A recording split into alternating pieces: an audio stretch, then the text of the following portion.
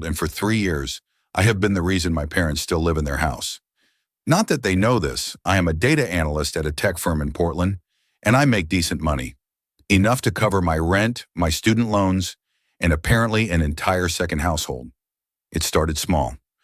3 years ago, my father called one Tuesday evening. His voice carried that strain I had learned to recognize. The one that meant money was tight and pride was about to bend. The mortgage payment was short. "Just this once," he said. I wired him $1,200 that night. The overtime never materialized. The request became a pattern. Then came the car payments. 2 vehicles, both financed at punishing rates. My mother's sedan and my father's truck. When the dealership threatened repossession, I added those to my monthly obligations. $400 for her car, $350 for his. The credit cards followed. Department store balances that climbed like ivy. Dinner out twice a week. New furniture. A flat-screen television. I never asked why these things were necessary. I simply absorbed them into my budget. $3,700 every month. I set up automatic transfers timed to hit just before their bills came due. They never thanked me directly. Most months, they did not even text. My sister Maya is 24. She graduated college 2 years ago and works at a local marketing agency. She lives 10 minutes from our parents in an apartment they help furnish. Her rent is subsidized. Her car insurance is covered. Her phone bill has never been her concern. She is the golden child. This is not bitterness. It is observation built on decades of being the comparison point. When I graduated high school with honors, my father clapped me on the shoulder and said, "Good work." When Maya graduated with a C average, they threw her a garden party with catered food and a rented tent. When I bought my first car, a used sedan I saved for over 2 years, my mother asked if I was sure I could afford it. When Maya wanted a lease on a brand new hatchback, they co-signed without hesitation and asked me to chip in for the down payment.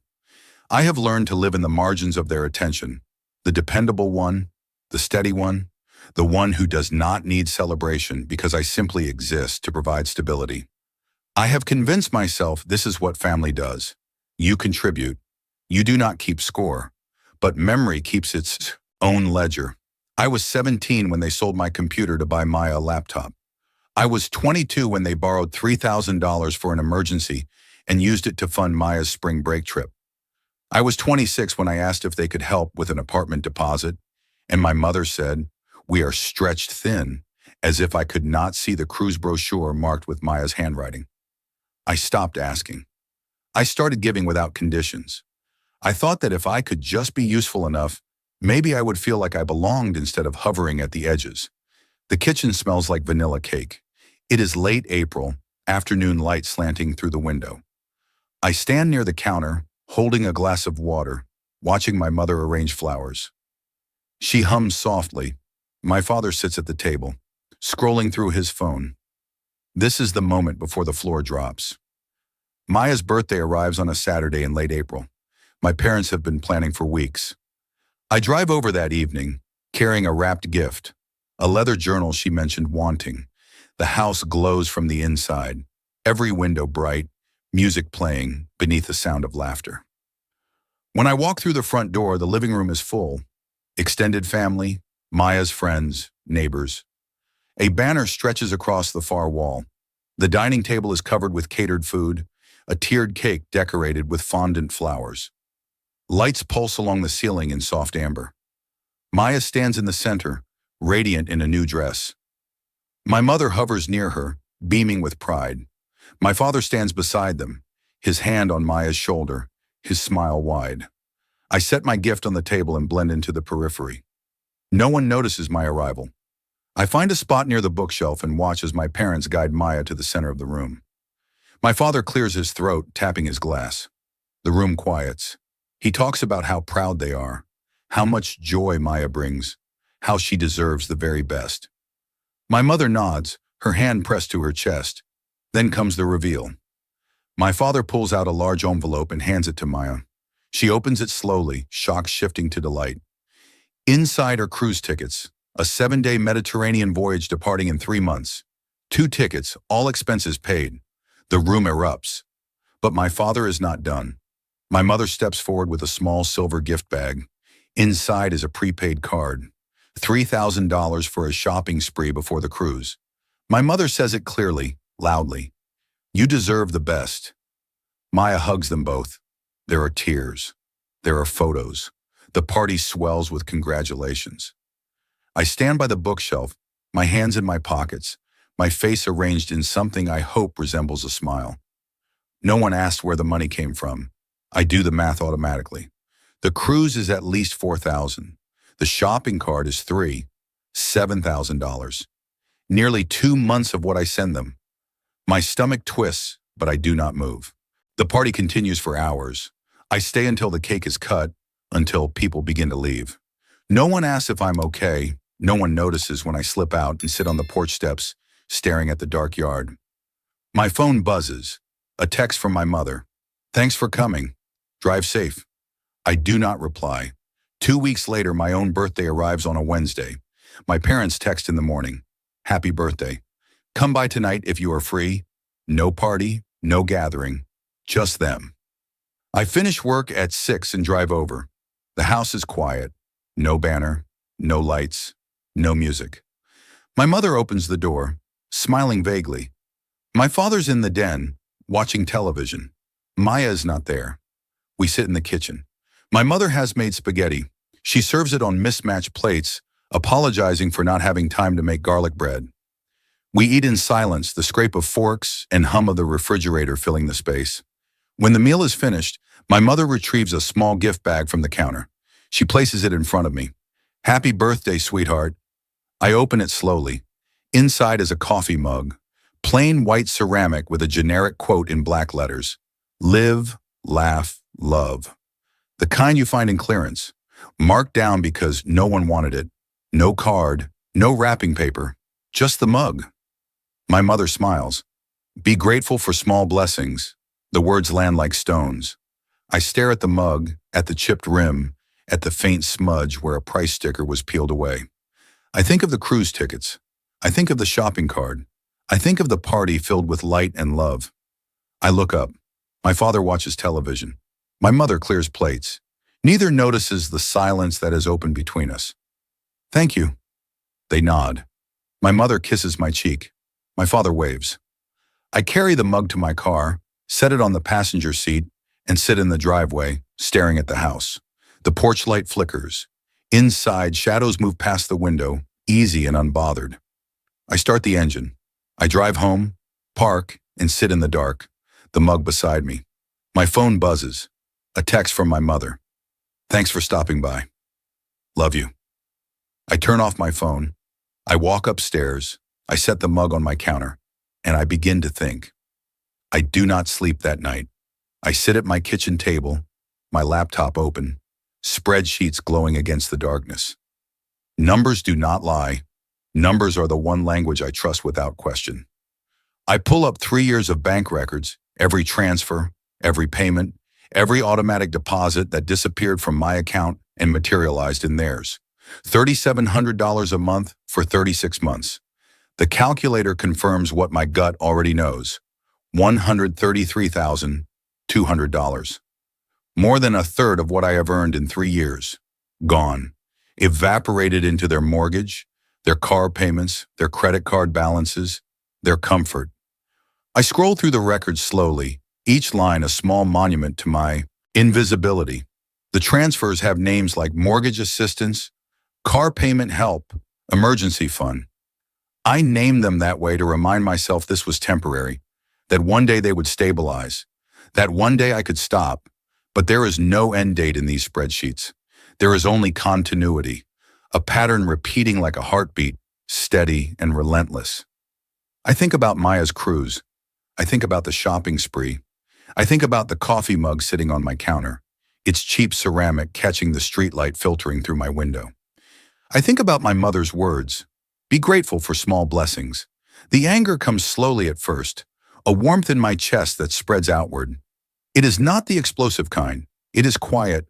It is the kind of anger that calculates, that plans, that sees all the ways it has been wronged and decides very calmly that enough is enough.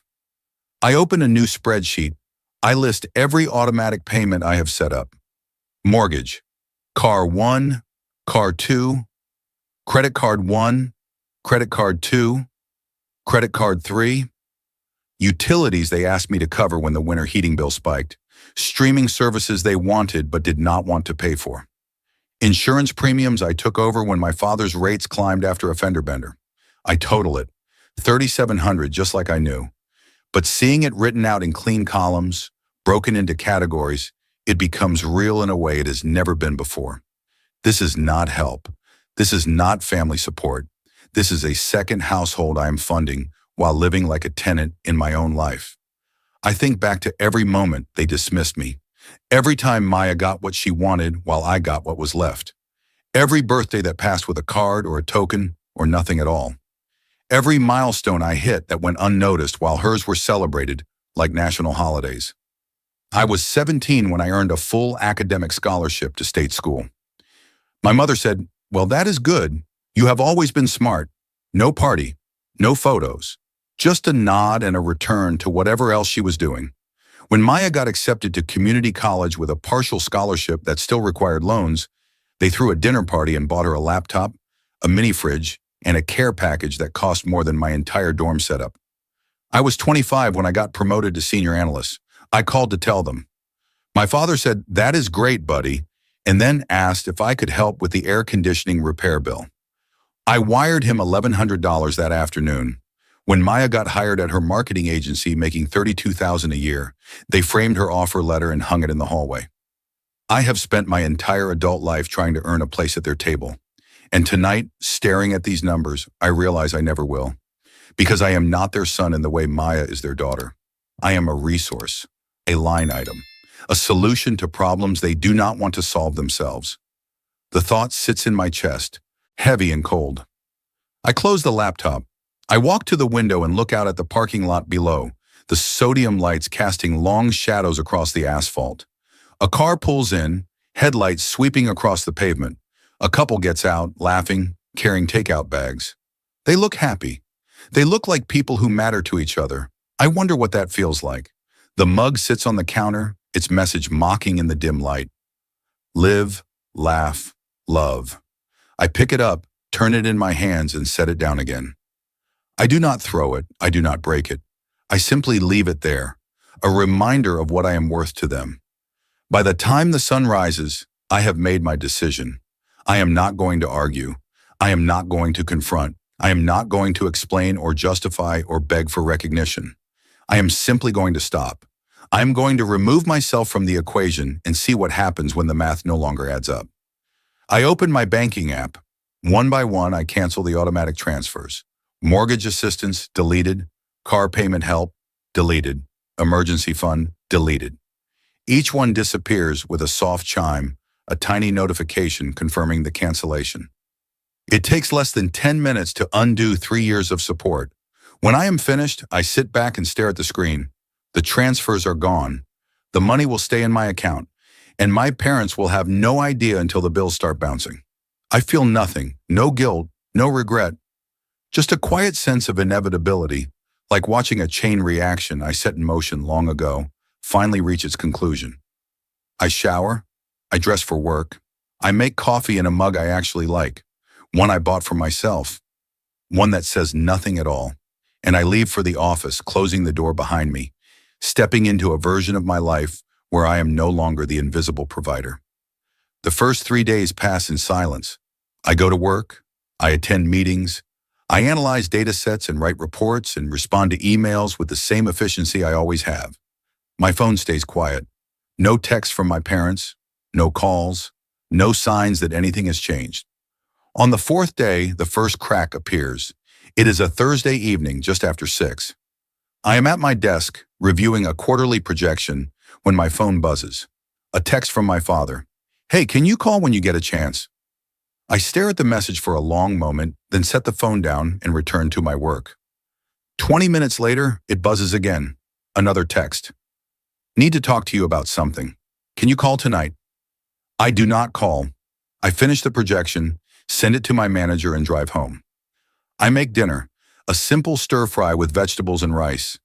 I eat in front of my laptop, catching up on a show I have been meaning to watch. My phone stays face down on the coffee table. It buzzes twice more before I go to bed. I do not look. Friday morning brings a voicemail. My mother's voice strained in that particular way that means she is trying to sound calm but is not. Connor, honey, give us a call when you can. Just need to check in on something. Nothing urgent. Love you. I delete it. I go to work. I focus on a presentation due the following week. My phone stays on silent. By Friday evening, there are 4 missed calls and 6 texts. I do not read them. I do not listen to the voicemails. I know what they want. I know what they have noticed. The weekend arrives. Saturday morning, my phone rings at 8. I am awake, sitting on my couch with coffee, scrolling through news articles. My father's name lights up the screen. I let it ring. It stops. 30 seconds later, it rings again. I let it go to voicemail. The pattern repeats 4 times before he gives up. At 10, my mother tries. Her call lasts 3 rings before I silence it. She does not leave a voicemail. Instead, a text arrives. Connor, we really need to hear from you. Are you okay? Please call. The phrasing is careful, concerned, like they are worried about me rather than worried about what I have stopped doing. I set the phone aside and go for a run. The morning is cool, the air sharp in my lungs. I push myself harder than usual, letting the physical exhaustion drown out the low hum of tension that has settled in my chest. When I return, my phone has 12 notifications. I do not check them. I shower, make lunch, and spend the afternoon reading a novel I have been putting off for months. Sunday evening, the calls escalate. My father tries twice. My mother tries 3 times. Then at 7, Maya calls. I stare at her name on the screen, surprised. She almost never calls me unless she needs something. I let it ring. She does not call back. 10 minutes later, a text from her. Hey, Mom and Dad are freaking out. Are you ignoring them? What is going on? I type a response. I am fine. Just busy with work. Her reply is immediate. Okay, but they are like really worried. Can you just call them? I do not respond. I turn off my phone and go to bed early, letting the silence settle around me like a blanket. Monday morning, I wake to 17 missed calls and 23 text messages. I scroll through them briefly, not reading closely, just skimming the timestamps. My father, my mother, Maya, my father again. The calls started at 6 in the morning and continued through the night. Something has shifted. The panic is no longer hidden. At noon, while I am in a meeting, my phone vibrates continuously in my pocket. I ignore it. When the meeting ends, I check the screen. 15 missed calls in 40 minutes. A dozen texts. I open one from my mother. Connor, please, we really need to talk to you. It is important. Please call as soon as you can. I slip the phone back into my pocket and return to my desk. My manager stops by, asking how the presentation is coming along. I tell him it is almost finished. He nods, pleased, and moves on. My phone buzzes again. I silence it completely. That evening, as I am leaving the office, my phone rings. My father. I answer this time, my voice calm. Hello. There is a pause on the other end, like he did not expect me to pick up. Connor, thank God. We have been trying to reach you for days. I know. I have been busy. His tone shifts, relief mixing with something sharper. We need to talk. Can you come by tonight? I am tired. Maybe this weekend. Connor, this is important. I am sure it is. But I have work tomorrow, and I need to get some rest. There is silence, then quieter, almost pleading. It is about the bills. Something happened with the accounts. I keep my voice even. What about them? The mortgage payment bounced. The car notes too. We do not understand what happened. Did you, his voice catches, did you forget to send the transfer? I did not forget. Another pause. Longer this time. Then what? What happened? I stopped. The silence that follows is so complete I can hear him breathing, shallow and quick. What do you mean you stopped? I mean I canceled the transfers. I am not covering your bills anymore. His voice rises, panic threading through the words. Connor, you cannot just. We did not know. We were not prepared. Why would you do that without telling us? I think of the coffee mug. I think of the cruise tickets. I think of 3 years of silence every time a transfer went through. I keep my tone calm, almost pleasant. I figured you would manage. You always do. Connor, please, we need... The mortgage is due, the cars, the credit cards. We cannot. His voice cracks. I am sure you will figure it out. Good night, Dad. I hang up. I turn off my phone, and I drive home through the quiet streets, the city lights blurring past my window, feeling lighter than I have in years. They come to my apartment on Tuesday evening. I am not expecting them, but I am not surprised either. I hear the knock, firm and insistent, just as I am finishing dinner. I set my fork down, wipe my hands, and walk to the door. Through the peephole, I see both of them. My father's face is tight, his jaw clenched. My mother looks smaller, her shoulders hunched forward. I open the door but do not invite them in. I stand in the frame, one hand on the edge, my expression neutral. Hey, my father speaks first. We need to talk. I have said everything I need to say. My mother steps forward, her hands clasped in front of her. Connor, please, can we just come in for a minute? I glance past them into the hallway, then back. What do you want? My father's voice hardens. What do we want?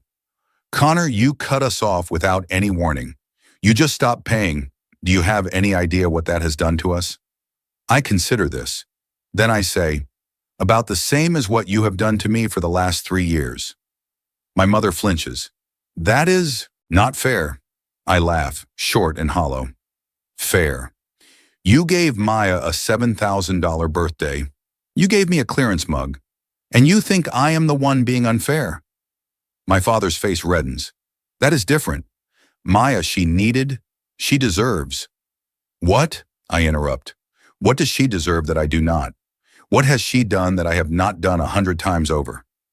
My mother reaches for me, her hand hovering in the air between us. You have always been so independent. You have never needed us the way she does.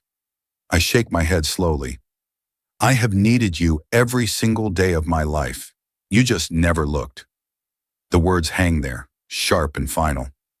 My father opens his mouth, then closes it. My mother's eyes are wet, but I cannot tell if it is regret or frustration. I do not care to find out. Connor, my father says, his voice lower now, almost pleading. We cannot afford the mortgage without your help. The bank already sent a late notice. We are going to lose the house, then sell it.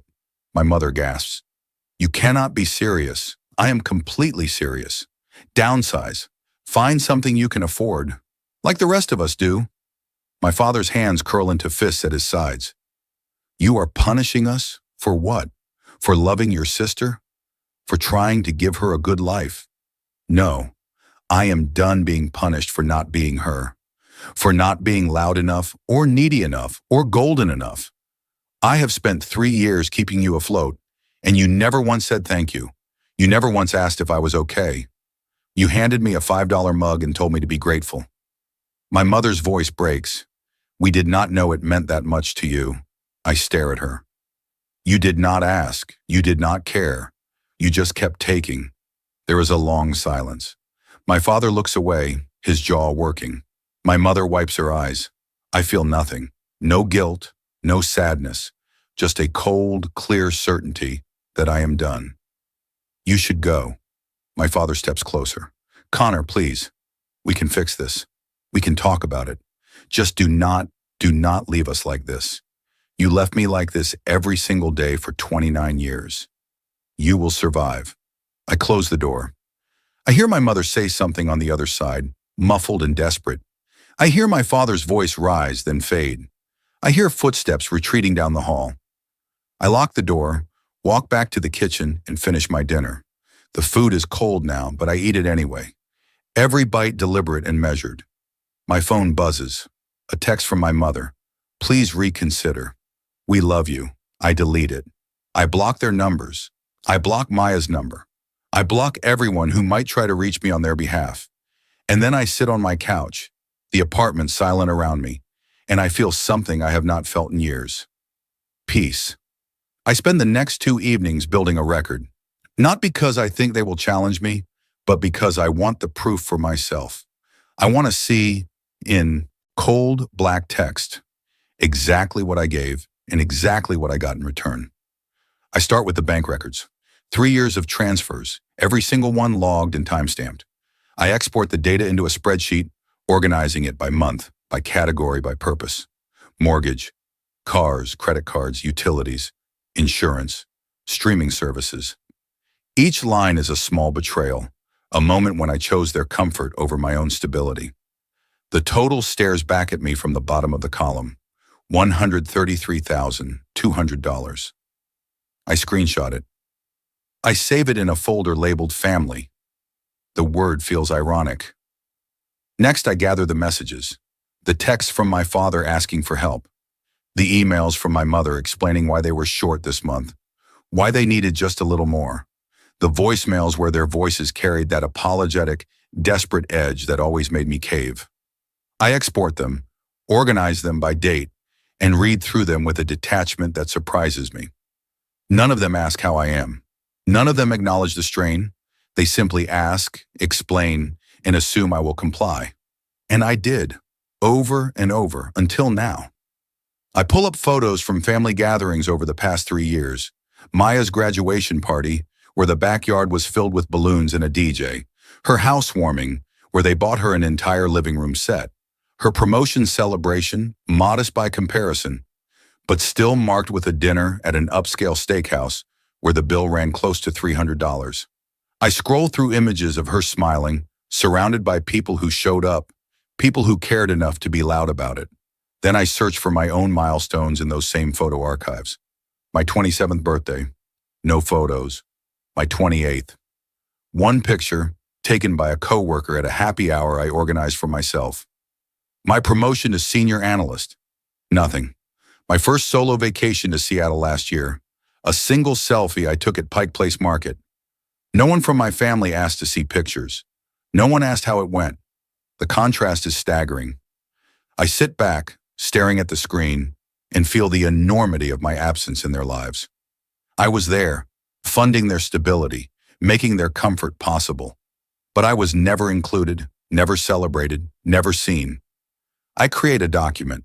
I title it Family Contributions, March 2022 to May 2025. I list every payment I made, every reason given, every promise of repayment that never materialized. I include screenshots of the bank transfers.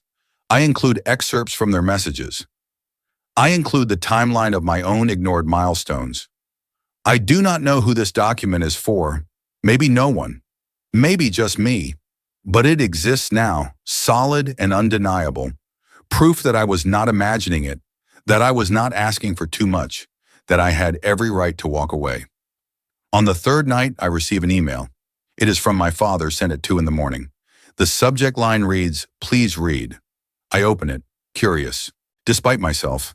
The message is long, rambling, filled with explanations and justifications. He talks about the mortgage being underwater when they refinanced 5 years ago. He talks about medical bills from my mother's surgery I did not know about. He talks about trying to help Maya get started in life because she struggled more than I did. He talks about not wanting to burden me, about assuming I understood, about being grateful even if they did not say it enough. At the end, he writes, "We know we made mistakes, but we are your parents. We need you. Please do not do this." I read it twice. Then I close the email and archive it. I do not respond. His explanations do not change the math. His apologies do not undo 3 years of invisibility, and his plea does not obligate me to return. I finish the document. I save it. I back it up to the cloud, and then I close my laptop and go to bed, knowing that tomorrow the real consequences will start to show. The calls from creditors start within a week. I do not answer, but I see them pile up. Voicemails from the mortgage company, the auto lender, the credit card issuers. Each one is polite at first, a courtesy reminder that a payment was missed, then firmer, then urgent, then threatening. I know this because my mother tells Maya, and Maya texts me. I have not unblocked her yet. I see the messages come through on my laptop, synced from my phone's blocked folder. "Connor, Mom is freaking out. The bank called. The cars might get repossessed. Can you please just talk to them?" I do not respond. I do not engage. I watch from a distance as the structure I held up for 3 years begins to crumble. 2 weeks after I stop the transfers, my father's truck is repossessed. I learned this from a neighborhood social media group I follow for unrelated reasons. Someone posts a photo of a tow truck in front of their house, a curious question about what happened. The comments fill with speculation. Financial trouble, job loss. I scroll past it, feeling nothing. 3 days later, the mortgage company files a notice of default. It is public record. I look it up out of morbid curiosity. There it is, listed in the county filings. Their names, their address, the amount due. $6,300, 2 months overdue. My mother calls from a number I do not recognize. I answer, assuming it is work-related. Her voice is raw, shaking. "Connor, please just listen." "I am listening. We are going to lose everything. The house, the cars, everything. You have to help us just one more time, just enough to catch up. We will figure out the rest." No. The word is simple. Final. She sobs on the other end, a sound that might have broken me once, but now just sits there, distant and irrelevant. How can you do this? How can you are our son, and you are my parents, but you have never treated me like I mattered. So now I am treating you the way you treated me, like I do not exist. I hang up. I block the number. I sit in my apartment, the evening light fading outside my window, and I feel the weight of 3 years lifting off my shoulders. The foreclosure notice arrives a week later. I do not see it, but Maya texts me a photo of it taped to their front door. Her message is all caps. "Connor, this is your fault. They are losing the house because of you. How can you live with yourself?" I stare at the photo, the bold letters, the legal language, the deadline to vacate. I zoom in on my parents' names at the top. Then I delete the message. I delete the photo, and I go back to watching television. My phone buzzes. My mother from yet another new number. "Please, we have nowhere to go." I do not answer. I do not respond. I do not engage. I simply let the call ring out, the voicemail notification appearing like a small ghost in my notifications. That night I dream of the house, the one I grew up in, the one I have been paying for. In the dream it is empty, all the furniture gone, the walls bare. I walk through the rooms, my footsteps echoing. No one is there. Not my parents, not Maya. Just me, alone in the space I kept standing. I wake up feeling calm. A month after I stop the transfers, I receive an email from my father. It is short. No explanations this time. No justifications. Just 4 sentences. "We are moving in with Maya. The house sold at auction. We lost almost everything. I hope you are happy." I read it once. Then I delete it. I do not reply. I am not happy, but I am free. 3 months pass. The texts stop. The calls stop. The emails stop. I exist now in a version of my life where my family is a memory, not an obligation. My bank account grows steadily. Every month, the money that used to disappear into their needs stays with me. I pay off my student loans. I open a savings account. I book a trip to New Zealand, something I have wanted to do since college but could never afford. I do not think about them often, but when I do, it is with a clarity I did not have before. I understand now that love is not the same as duty, and duty without reciprocity is not love at all. It is exploitation dressed in familial language. One Saturday morning, I am at a coffee shop near my apartment, reading a book when someone sits down across from me. I look up, startled. It is Maya. Her face is thinner, her eyes tired. She does not smile. "I did not think you would show up." I say this calmly, closing my book. "I almost did not." She pauses, her hands wrapped around a paper cup. "But I needed to see you. Why?" She looks away out the window, watching people pass on the sidewalk. "Because I think I finally understand what you did. And why." I wait. I do not fill the silence. Mom and Dad, they moved in with me. She laughs, short and bitter. "It has been a nightmare. They criticize everything. They expect me to cover things. They treat me like I owe them, like an ATM. I say it without malice, just observation. She flinches. Yeah, like that. I take a sip of my coffee. Welcome to my life. She looks at me now, really looks at me. I did not know they were taking that much from you. I thought you were just helping out. I did not know it was. She trails off. $133,000 over 3 years. Her face goes pale. That is, that is more than I make in 4 years. I nod. It is. She sets down her cup, her hands shaking slightly. I am sorry I did not see it. I did not see you. No one did. There is a long pause. She wipes her eyes, frustrated. I do not know how to fix this. I do not know if we can. I do not think we can. And I am okay with that. She stares at me, searching for something. Anger, maybe. Regret. But I have none to give. I am simply done. You look, she hesitates, different. I feel different. Lighter. She stands picking up her cup. I wanted you to know that I get it now, that I am sorry, I appreciate that, but it does not change anything. She nods, accepting. Then she turns and walks out, disappearing into the flow of people on the street. I watch her go, feeling nothing but a quiet sense of closure. That evening, I sit on my balcony, watching the city lights flicker on as the sun sets. My phone is silent. My calendar is my own. My money is my own. My life is my own.